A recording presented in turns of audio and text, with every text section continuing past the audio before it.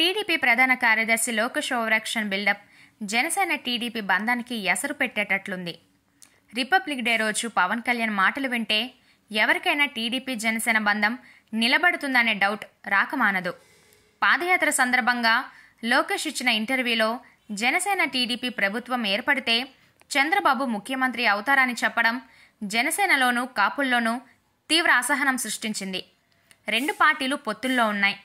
ఇంకా సీట్లే ఖరారు కాలేదు, ఎన్నికలే జరగలేదు, ఫలితాలు రాలేదు, ప్రభుత్వమే ఏర్పడలేదు.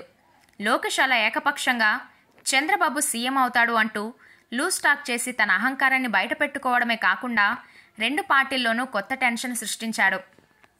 ఇదే ప్రశ్న మీడియా వాళ్ళు అంతకుముందు ఒక ప్రెస్ మీట్లో పవన్ కళ్యాణ్ని అడిగితే తాను చంద్రబాబు ఇద్దరం కూర్చొని చర్చిస్తామని చాలా మర్యాదగా చెప్పారు. ఆ మాత్రం కామన్ సెన్స్ లేని లోకేష్ తన మనసులో మాటను బయటకు కక్కేశాడు. పొత్తు ధర్మాన్ని కాలరాయడం అంటే ఇదే. అపరిపక్వత ఉట్టిపడే లోకేష్లో తరచూ ఆయన మాటలు చంద్రబాబుకి తలనొప్పులు తెచ్చి పెడుతూనే ఉన్నాయి. అంతేకాదు, పార్టీలో లోకేష్ టీమ్గా ముద్రపడిన కొందరు జనసేన విషయంలో చేస్తున్న కామెంట్స్ కూడా పవన్ కళ్యాణ్కి చేరుతున్నాయి. ఇప్పుడు స్టేట్లో టీడీపీ వేవ్ నడుస్తోందని, అసలు జనసేనతో పొత్తులే అవసరం లేదని కమ్మ సామాజిక వర్గంలో కొందరు అంటున్నారు.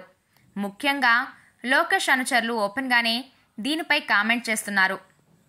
పొత్తుల్లో భాగంగా పవన్ కళ్యాణ్ 45 సీట్లు అడగడాన్ని ఎద్దేవా చేస్తూ పొత్తులే లేకపోతే పవన్ కళ్యాణ్ ఒక్క సీటు కూడా గెలవడని తెలుగుదేశంలో లోకేష్ అనుచరులు కామెంట్ చేయడం జనసేన నాయకుల్లో ఆగ్రహం కలిగిస్తుంది. లోకేష్ వ్యవహార శైలిపై మొదటి నుంచి జనసేన నాయకుల్లోనూ ముఖ్యంగా కాపుల్లో బలమైన అనుమానం ఉంది.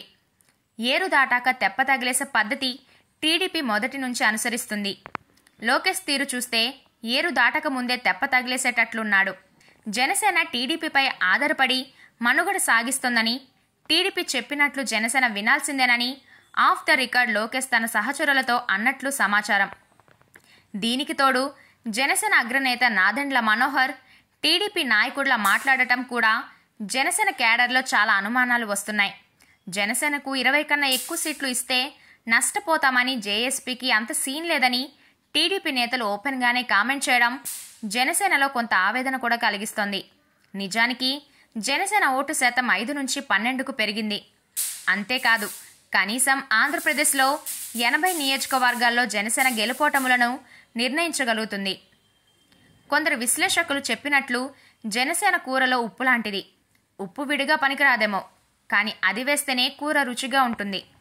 ఇవన్నీ మరిచిపోయి లోకేష్ ఆయన బృందం వేస్తున్న అతివేశాలు పవన్ కళ్యాణ్కు ఆవేదన కలిగిస్తున్నాయి. అందుకే రిపబ్లిక్ డే నాడు ప్రసంగంలో కాస్త మెత్తగానే టీడీపీకి గడ్డి పెట్టాడు.